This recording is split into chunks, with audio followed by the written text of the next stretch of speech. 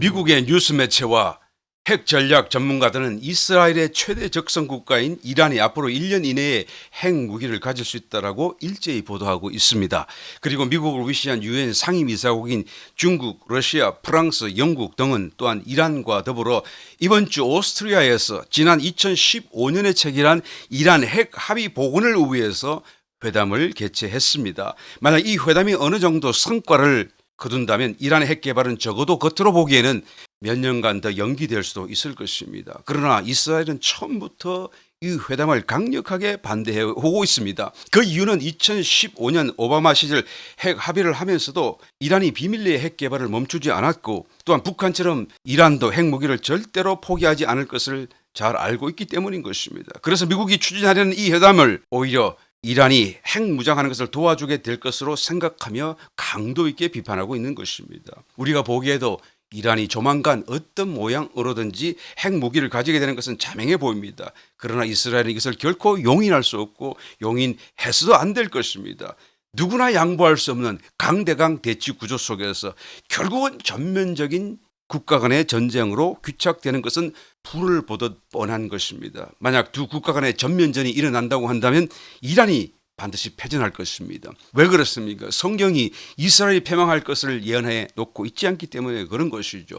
두 나라 가운데 패망한다고 한다면 이란밖에 없습니다. 아마 이란은 다시 재기할 수 없을 정도로 철저하게 파괴당할 것입니다. 그런데 에스겔서의 예언을 보게 되면 종말 사건으로서 고가 마곡 전쟁이 일어날 것을 말씀하고 있는데, 그 전쟁 가운데 이란도 이스라엘을 침략하는 연합군의 일부로서 한 부분을 담당하고 있는 것을 예언해 놓고 있습니다.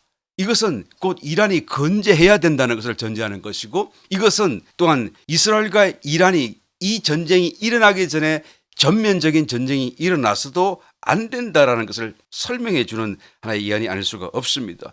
그러므로 성경을 따라 우리가 이해해 보게 되면 전쟁이 날 수도 없고 났어도 안 되는데, 지금 점점점 더 전쟁이 날 수밖에 없는 상황으로 치닫고 있는 것을 우리가 보고 있는 것입니다. 이러한 첨예한 상호 모순적인, 성경과 상호 모순적인 재반 요소들을 모두 충족시킬 수 있는 것이 바로 적그리스도의 등장일 것입니다. 그는 세계 정치 무대에 등장하면서 제일 먼저 이스라엘과 7년간의 평화 조약을 체결하면서 그 어떤 때보다 굳건한 국가적인 안보를 약속해 줄 것입니다.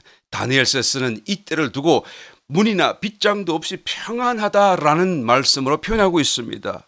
지금보다는 적어도 훨씬 더 국가적인 안보가 보장된 상태가 될 것임을 말해주는 부분인 것입니다. 그런데 이스라엘은 그런 평화 상태가 되게 되면 현재 예루살렘에 있는 이슬람의 성지인 황금돔 사원을 무너뜨려 버리고 그들의 오랜 수군인 제3성전을 건축하는 것을 정광석화와 같이 또한 진행하게 될 것입니다. 이것은 결정적으로 주변 이슬람 국가들을 격노케 만들고 이란을 위시해서 터키, 알제리, 리비아, 수단, 에티오피아 등등의 이슬람 국가들을 또한 서로 신속하게 결집시키게 만들어주고 새로운 전쟁으로 발발시키는 도화선이 되고 말 것입니다. 이 전쟁은 성전이 되겠죠.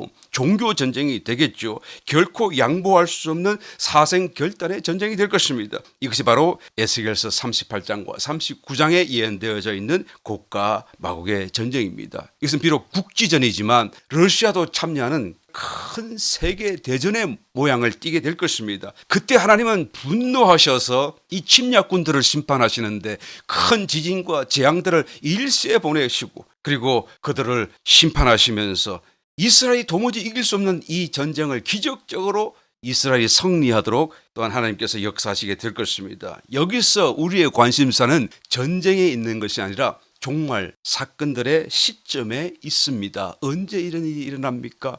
지금 우리는 어느 때를 살고 있습니까? 적 그리스도가 등장하는 것이 바로 첫째 인을 뗄 때입니다. 곡과 마곡의 전쟁이 일어나는 때가 둘째 인을 뗄 때인 것입니다. 그 다음 셋째와 넷째 인을 떼는데 대재앙들이 계속 줄줄이 일어납니다. 기근, 흉년, 사망, 이 모든 것들이 바로 둘째 인의 그 하나였던 결과로서 연이어 지속되게 될 것입니다. 그리고 나면 이제 곧 대환란으로 돌입하게 되는 것이죠.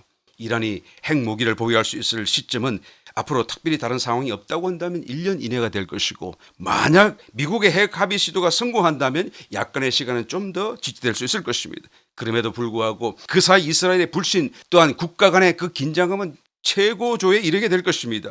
이스라엘과 이란 사이에 전면전이 일어나기 전에 이처럼 서로 양보할 수 없는 극한 긴장을 평화조약으로 중재할 수 있는 적그리스도가 나타나야만 한다는 시대적인 요구가 팽배해지고 있다라는 것입니다. 그리고 이것은 미국의 핵 합의가 성공한다는 것을 가정한다 할지라도 이란의 핵 개발 속도를 감안해 볼 때 앞으로 대략 5, 6년 정도, 아무리 많이 잡아도 10년을 넘길 수 없는 것으로 계산이 되어집니다. 그때가 되게 되면 적그리스도가 우리 가운데 공개적으로 나타나 있지 않을까요?